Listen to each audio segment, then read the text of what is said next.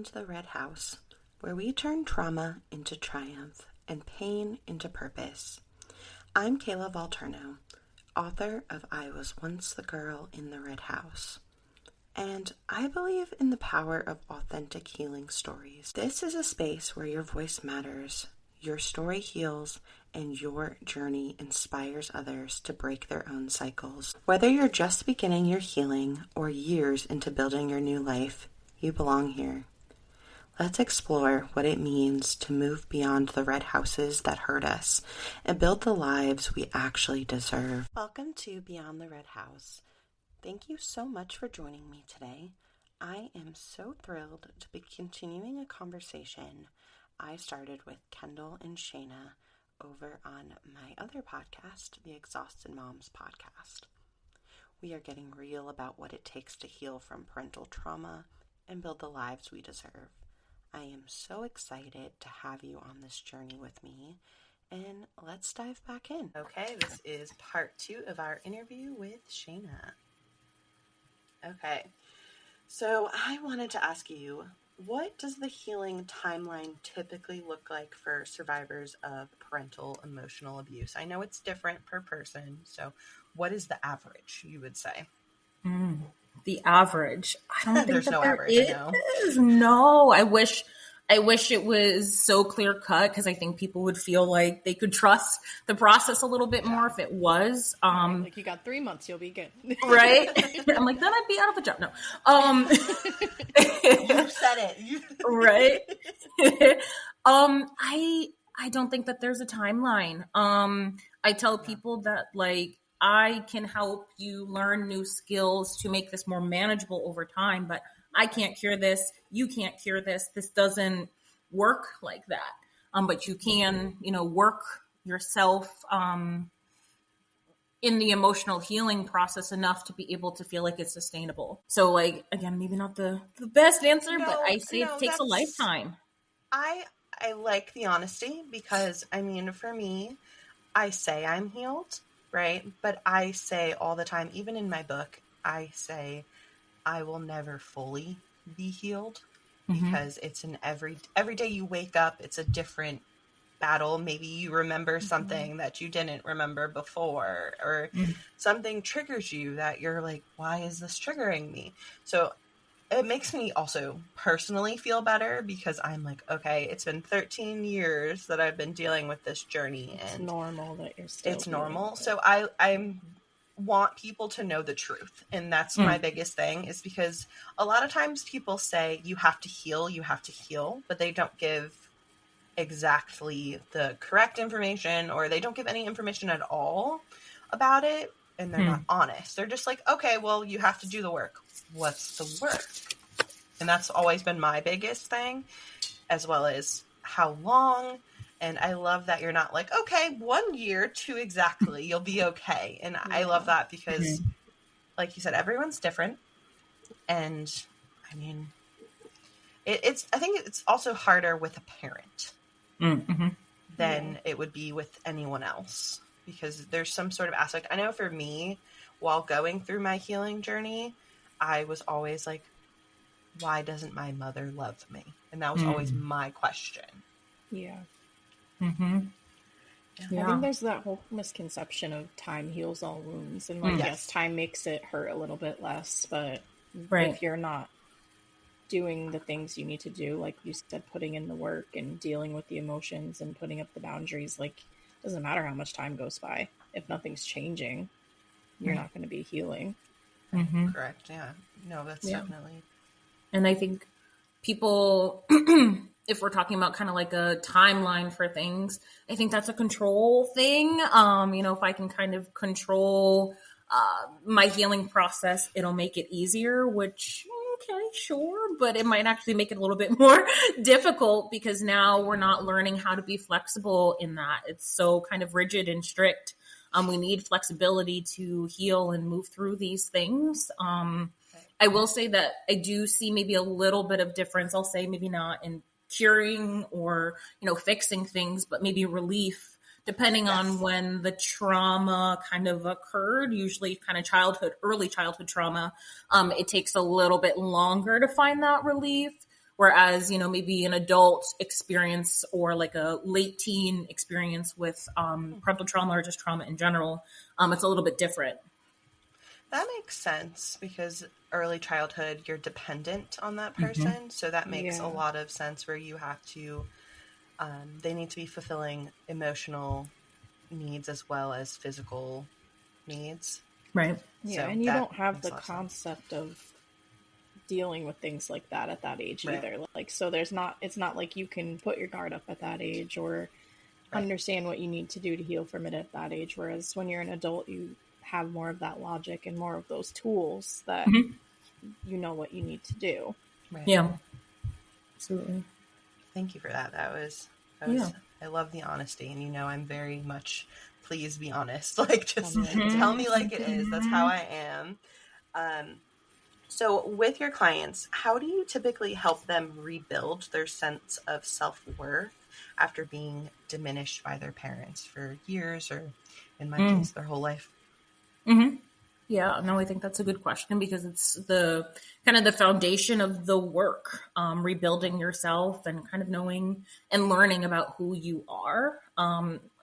Oftentimes we start with what are your emotional needs, right? Earlier we were kind of talking about being able to normalize the emotions through this kind of journey of healing, but being able to be kind of sure about, okay, this is what I need in order to feel emotionally safe, or this is what I need to feel happiness, to feel sadness. Like, what are the needs behind the emotions? So we talk about that because, again, being able to take care of yourself is self-care, but you can't do that unless you identify what you are feeling and need within those feelings to make that kind of maintain that level of self-care in your life. So we talk about that. And then oftentimes I see my clients, I think, again, the control thing, feel like, okay, well, am I doing it right? They question, right? Like, am I identifying my needs the right way? And really helping people feel confident and like, yeah, you have these needs. So like maybe I need on a Friday night to turn off all my phones. I need to recharge. Because at least for me, right, I'm with people all day long. I need to kind of reserve some energy. That is a need. That's an emotional need. I need to just take time to just be in my space and relax. And helping people kind of feel confident in identifying those, having a list of that, knowing that they're going to change as life changes, and then helping people move through the confusion about, am I doing it right? And can this be sustainable? I think, am I doing it right mixed with the sustainability piece is where I see the struggle. More so the sustainability because people have had a lifetime of chaos and inconsistencies. Right. So how can I trust that I'm going to be able to do that for myself? See, when you're saying the control, I feel like you're staring into my soul. Every time you say it, I'm like hiding my head. But I am 100% with you on the whole the whole aspect of, am I doing it right? That is definitely my hardest thing, is that perfectionism aspect, that we had to be a perfectionist to be able to deal with your parent who has those emotional outbursts and things like that. So I love that you said that, because that is 100% always in my mind is, am I doing this right? Oh no, I'm not doing this right. Am I allowed to relax?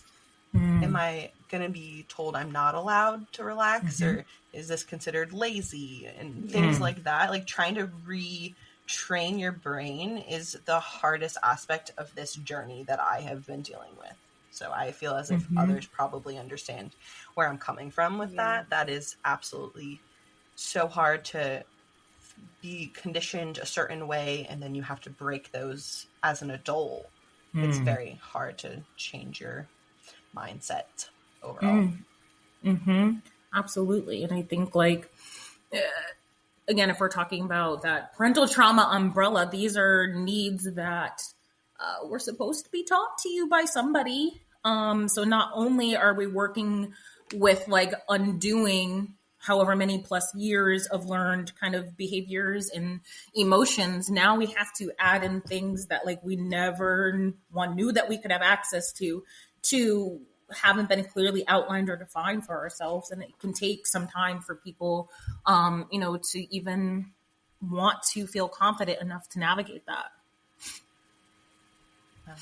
I think that's a perfect segue into my question that I was saving. I was just going to say, Kendall, do you want to ask your question? Yeah. So what are some tips or methods that you use to try to help people to learn how to undo and unlearn behaviors or ways that they would react or act so that they're not repeating that with their own children? Because I know for me, one of the hardest things is I yell way too much because I was always getting yelled at, and I always feel awful after, and I will stop and I always apologize, which is something that was never done to me.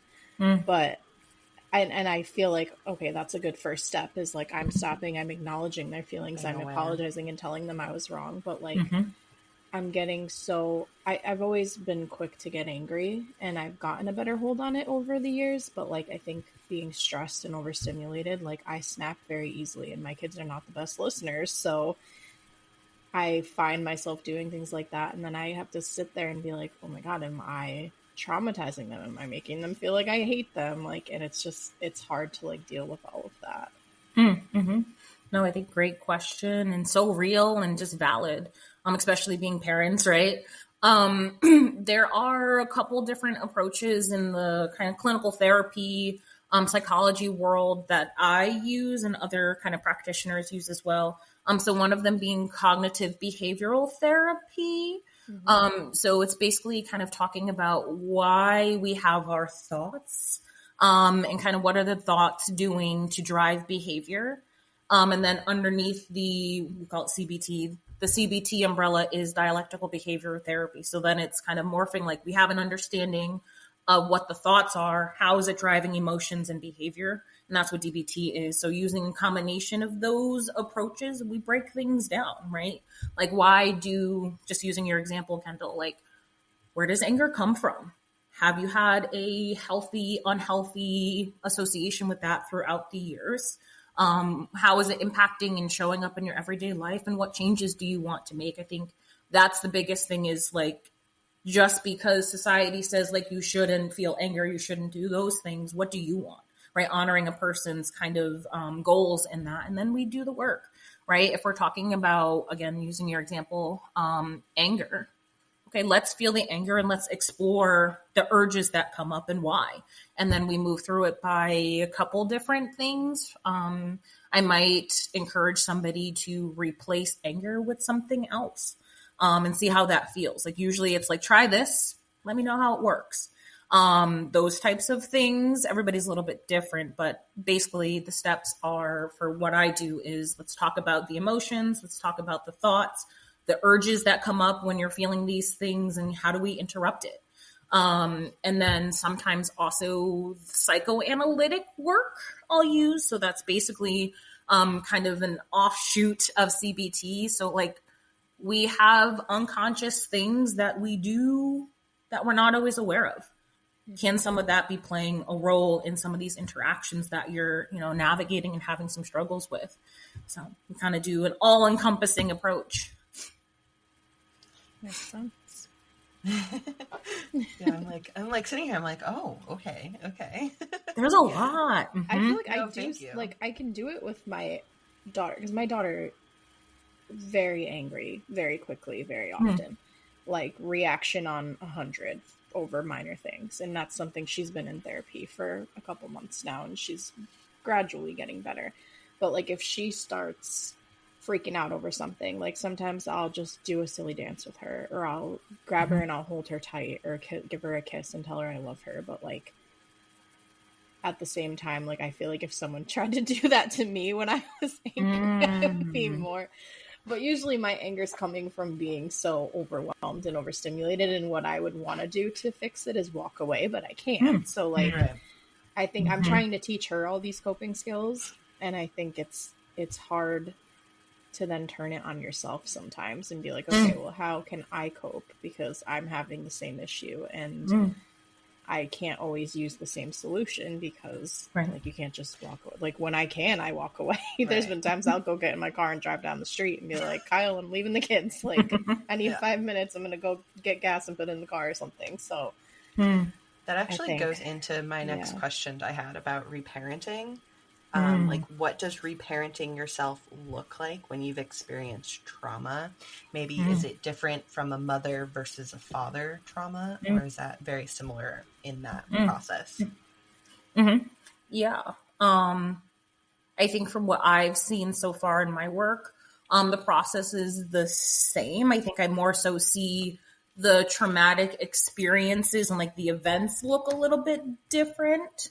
But I see the kind of outcomes and how people process that is very similar. I think what we really kind of start with is, what does it mean to have a parent? What is like, you know, from maybe multiple lenses, right? As a child, what did that mean to you? What went wrong? What went right? Right? Because there's not always bad things that happen. There are also good things. How do we honor both? And then like, what do you need now? Right? Like, what's going to be helpful to you? And helping people sort through that, you know, kind of leaving some of the stuff in the past that doesn't work anymore. Because I think, again, depending on where the trauma kind of stemmed from and started, oftentimes for early childhood folks, it's like, well, I have to be this way. Again, that control and that rigidness. I have to do this. This is what it means now, but it doesn't work. It doesn't apply anymore. So we have to be able to use the grieving process to put that aside, hold space for it when we need to, but maybe it doesn't fit anymore. So what does your adult lens look like, and what do you need as an adult? Whether that's, you know, something from the voids that weren't met by a parent or something new. I think oftentimes people are scared to try something new because it might feel good, and we've never really felt that before. So helping people explore all of those things, good, bad, and different, to just kind of help them figure out what it means to be a parent, and even more so, like, what do you need? Let's remove your parent out of it because we're in a different place. I think a lot of times we forget that we also have needs that need to be met now. And a lot of times, like you said, that question of who is a parent to you is sticking in my brain because I'm like, oh, I never thought of it that way. So that is mind-boggling me right now because I'm like, I don't know. That is a question that I'm like, interesting. I don't know what I needed then. And I think too, the parent-child relationship when you're an adult is way different than obviously when you were a child as well. So navigating that as well is another whole thing, I guess. Like I said, I'm like speechless because I'm sitting here going, oh, I don't know. I like what you said about something that, like, a new behavior that feels good. Yes. And I think that part of what at least I've dealt with, and I think maybe some other people might deal with, is like when something does feel good, you're almost scared of it because what happens when it doesn't anymore, or when it doesn't work anymore, or it's like worrying about that emotional drop now, like you're going to be let down again. And I think that's hard to cope with sometimes. Oh, definitely. I mean, for me, I always had a negative mindset, and turning my mindset to positive was so scary. But I say all the time, I feel as if I'm a new person and my life has drastically changed for the better, becoming more positive.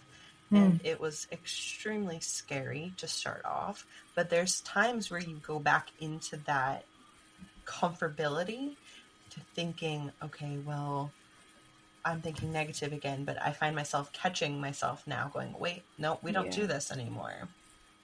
So I think that whole aspect of retraining your brain still, I wish that there was just like our brain was a computer and you could just go just reboot it, redo it, and put the code, delete hard drive. Right. Brain, like the mind is such a complex organ, I guess. And it's just I'm just in awe right now.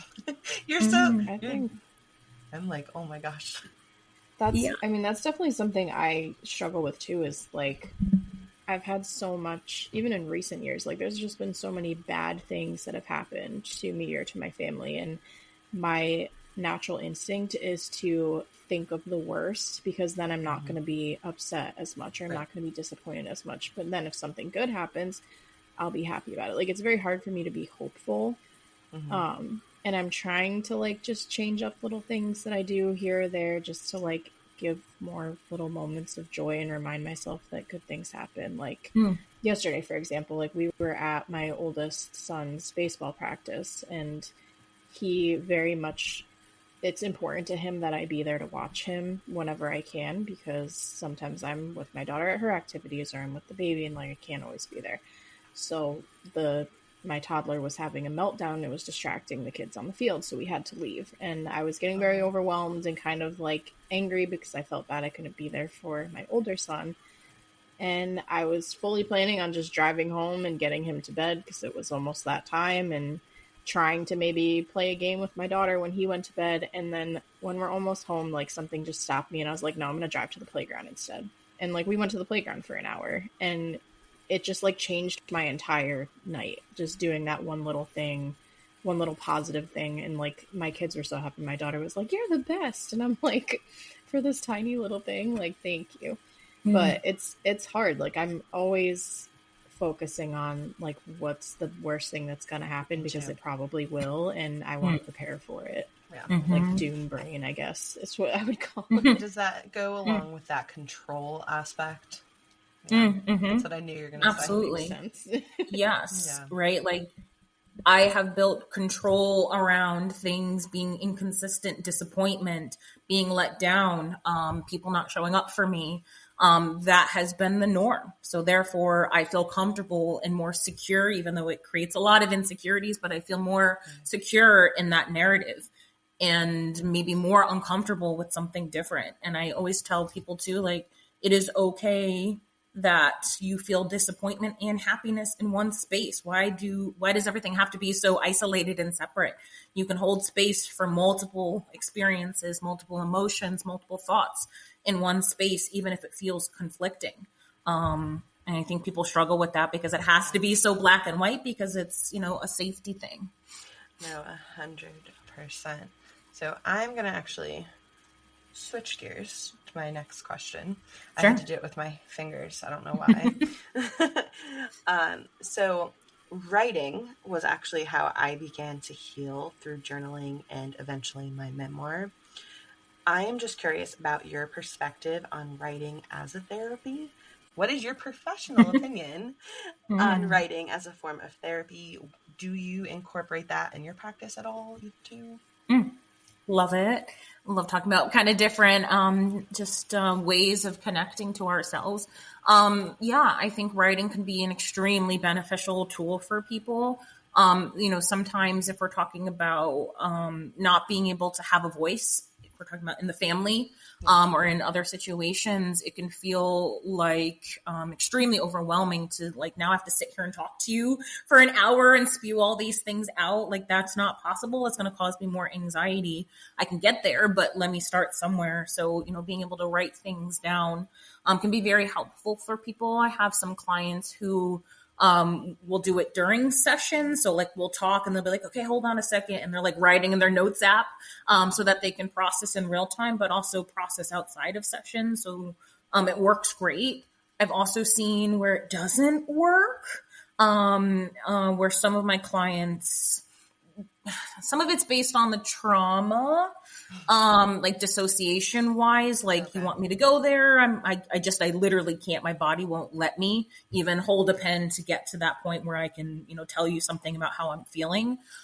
So it can really actually make people more anxious too. So then it's about finding ways to compromise. So, I've incorporated like photo journaling. So taking a photo or drawing a photo and then writing maybe 2 words, nothing like extensive, just to help your body connect to what's going on, but you don't have to say anything too in depth. That's been helpful.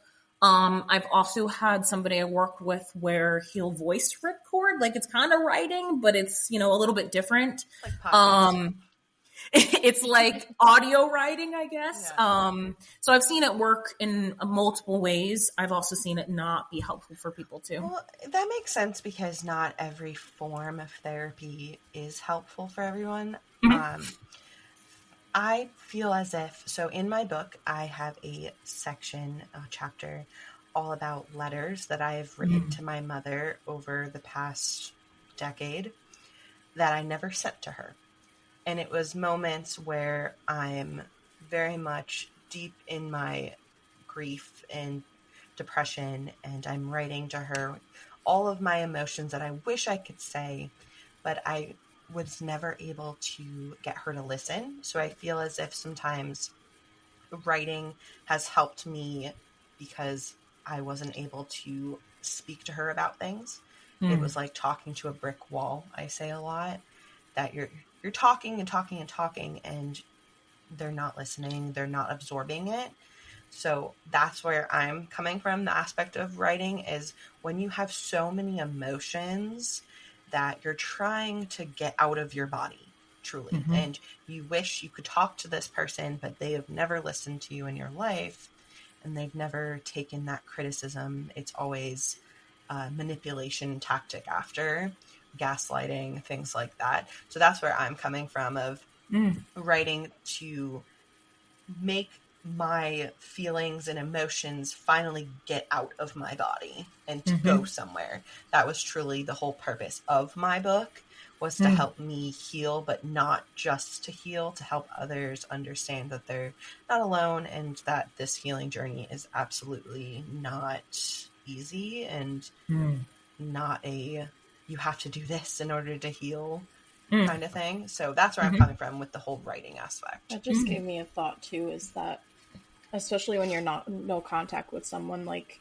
for me, it's a lot of the time it's hard for me not to have the last word, especially if someone is spewing some narrative about you, or they're writing about, oh, I'm this way, it's them that's crazy and this and that. And like, it's hard because you've chosen to go no contact, or you don't want this person in your life. You don't want to communicate with them, but like, you also don't want to just let all these things be said and not say something back. Right. So I think like your letters are a perfect example of that. Like, you wrote everything that you wanted to say, and it let you get that out without actually making that contact and opening that portal back up, because you know that that's what they're trying to get, is for you to respond. The reaction. And responding, it might feel good for 5 seconds, but then you're like, oh crap, here I am again. And now like I've opened this line of communication, and like it's going to keep happening. So I think that writing the letters, and I've seen people like put them up in balloons or put them in a bottle or burn them, like as a way to like release that and feel like you're sending off a message to that person without actually opening that line of contact again. I don't recommend everyone write a book with your unsent letters. Just like a journal and stuff. I probably poured gasoline on the fire, but it's all good. You're far enough into your journey that like it was the right time for you to do it. I think if you had done it a while ago when everything was kind of fresh, it would have opened like a probably a bigger can of worms for you. Well, I'm just so passionate about the whole writing therapy aspect, just because that's what healed me, truly. It's just writing and putting my emotions out there, because I have tried talk therapy and it never worked for me. I felt I know how to analyze myself. So I know it's analyzing bad. While they're analyzing, and then you compare notes and see if you got the same answer. It's the control aspect. But I've also had therapists, I actually do talk about this in my book, that I had therapists that would judge me. So I feel as if I was always afraid to go back to a therapist. Do you find that a lot of people who have tried therapy are scared to go again? Because I mean, Yes. And one, I want to say I'm sorry to hear that you had that experience. It's more common than I like to admit, because it just hurts my heart that we're not all created equal, but we're different people. So I don't expect that. But Yeah, I hear that a lot. I hear that, like, I've had a bad experience. I was judged, or, a comment that I made, they either took too seriously when I was just trying to kind of emote and feel something and contribute something to the conversation, and it kind of got blown out of proportion.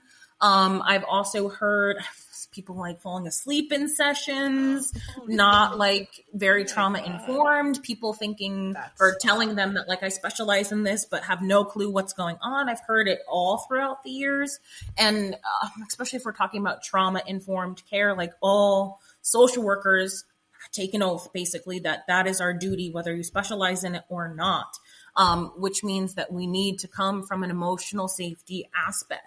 Why are we re-traumatizing people? The goal is healing, right? But we're going to sit here and judge you. If we're talking about parental trauma, my hunch is your parent already did that, or your caregiver already did that. So why are we doing this again? Like, it makes me like charged up, because I just think it's so unethical, and not trauma informed at all. And it just breaks my heart. So I try to do the complete opposite. Well, that's the thing too, is I believe if someone has not been traumatized themselves, they don't know how to be sensitive with that. Because I did try again years later to go to therapy, and my therapist told me to stop reliving in the past and just deal with my self-esteem. Lovely. I'm laughing about it because, that was crazy to me. I was like, obviously you there's have to try out problem. A lot of people, right? To get the right fit. But when you're someone like me who has been traumatized, and I have a wall up. It's hard for me to let people in. So when I reached out for help and I received that back, I was like, I can't keep putting myself out there as this just keeps hurting me, if that makes sense. So I understand, like, people who feel that therapy doesn't work for them, but I love that you specialize in family trauma dynamics. So that to me is, I didn't even know people did specialize in that. So that's something that people could look for, maybe me at some point.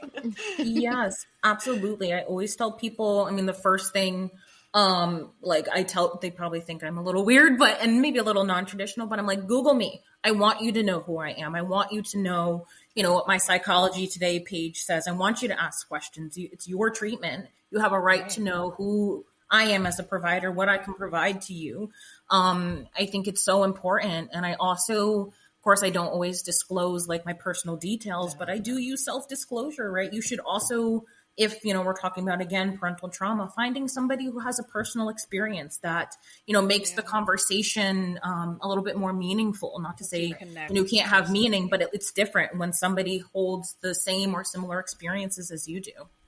Well, not only that, I have felt that sometimes when you do see therapists, they sit there, how does that make you feel? I'm like, if this is the way we're going to go, like, I have journals. I could write this. Like, I've done it. I wrote a book because of this. Like, what do you mean? How does it? Obviously not good. That's why I'm here. That's why I'm right? here. I no job. I'm here for help. My daughter's therapist, what I really like with her, and I this is the reason I didn't bring her to the one that my son goes to, because I think it's a little different, their needs and everything. But my son's therapist, it's more just kind of, they like talk and have a conversation and whatever. And my daughter needed more than that. And what I like about her therapist is she's very easily able to just pivot and try something new, like right on the spot, because sometimes my daughter will go in there and refuse to talk. And so she brings out these whiteboards and they write notes back and forth to each other. And my daughter loves that, or they'll draw. She does a lot of art therapy, play therapy, but like she's able to just immediately like read her emotion, adapt and change to like get something out of the session. And I think that it's all about just finding the right fit. Like, not everybody is gonna work. Like, if she just went to someone who sat there and talked to her, like, she would get nowhere.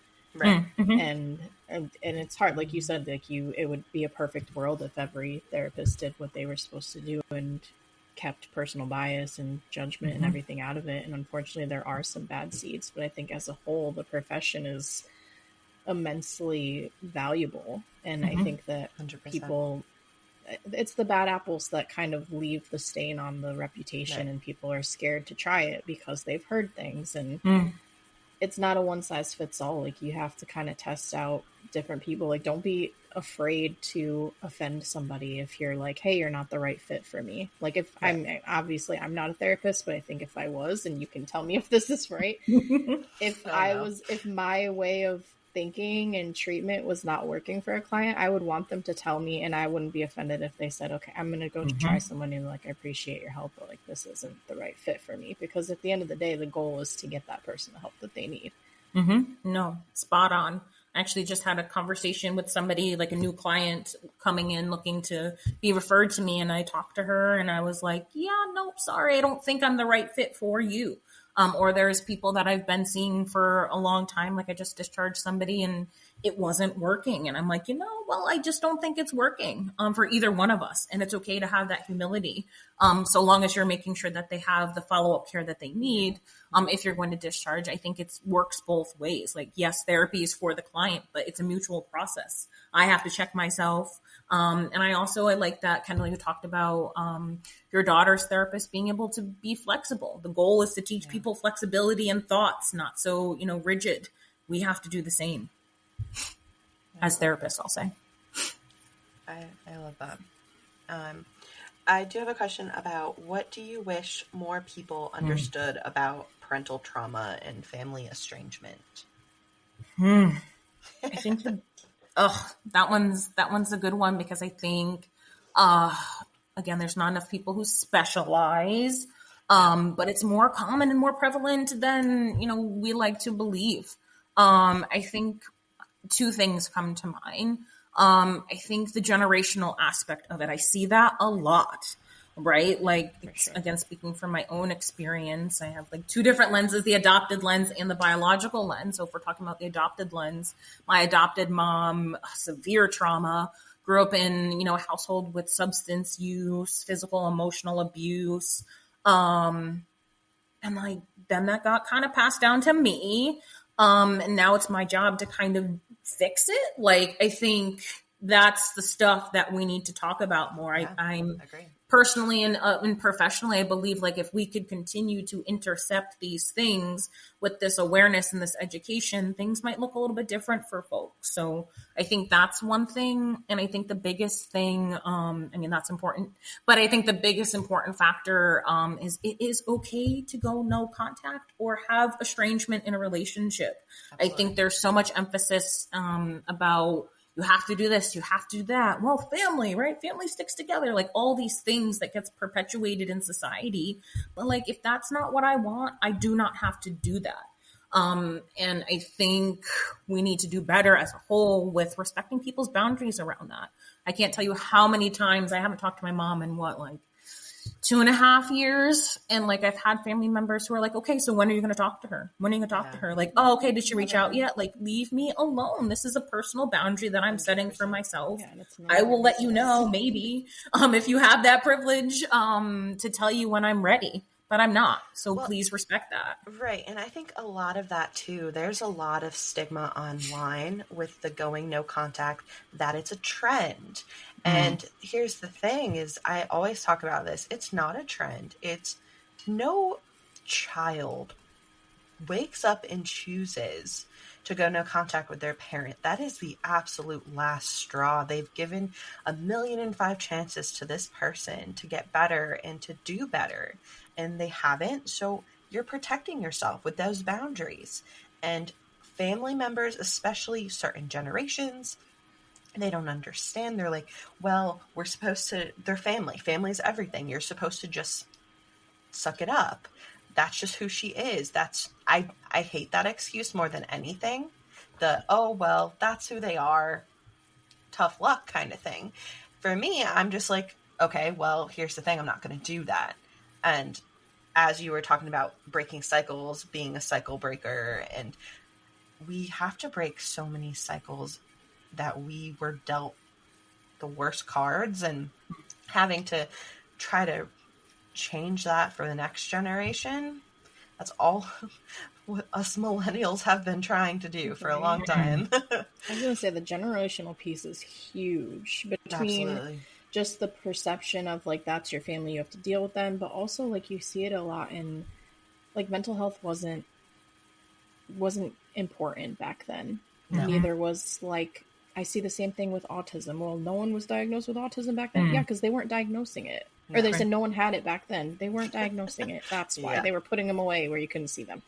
But like, it's the same thing. Like, and even with saying it's a trend, like it's not a trend. It's just our generation is comfortable enough with our emotions and being able to set those boundaries. Whereas y'all should have probably done that before and you didn't, because they live under this whole like umbrella of, oh, well, this is what my parents did to me and I'm fine. So like, but are you though? Like, yes, that is the statement of the century. Like in the world, just because somebody before you had it harder doesn't mean that the people here now need to have it harder. And that applies to many different situations. That is a huge thing. And I'm so glad you said that. That is the sentence of a lifetime. Everyone says that.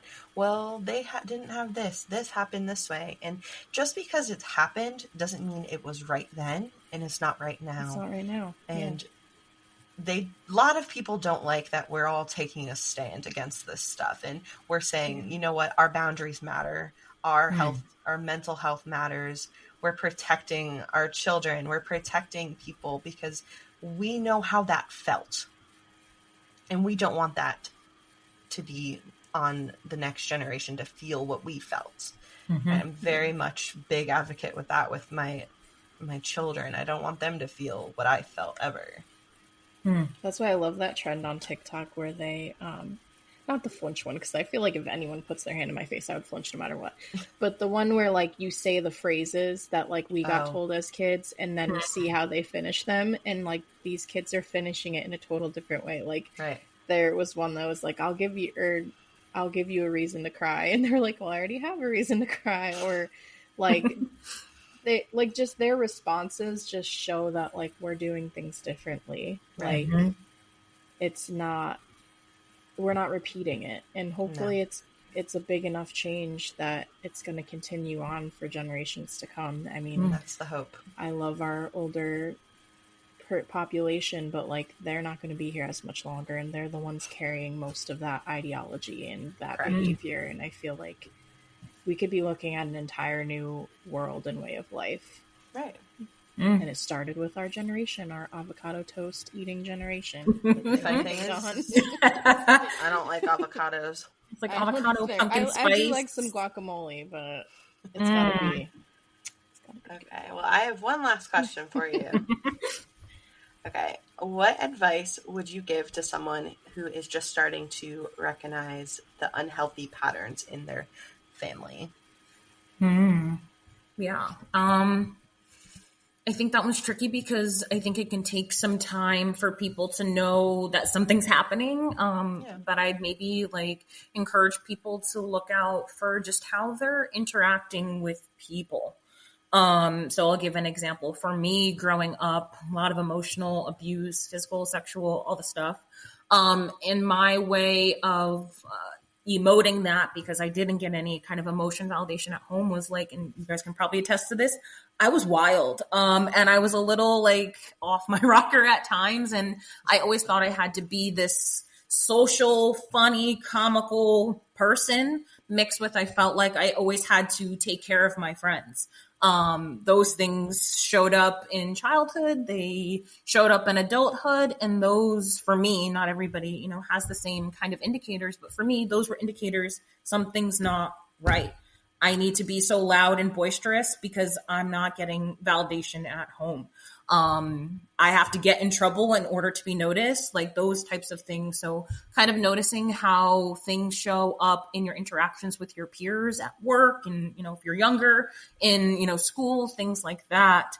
And how does it make you feel? Again, it takes a while for sometimes people to feel things in a situation like that. But like, again, speaking from my experience, I was always depressed or I was super anxious. There was one extreme to the next.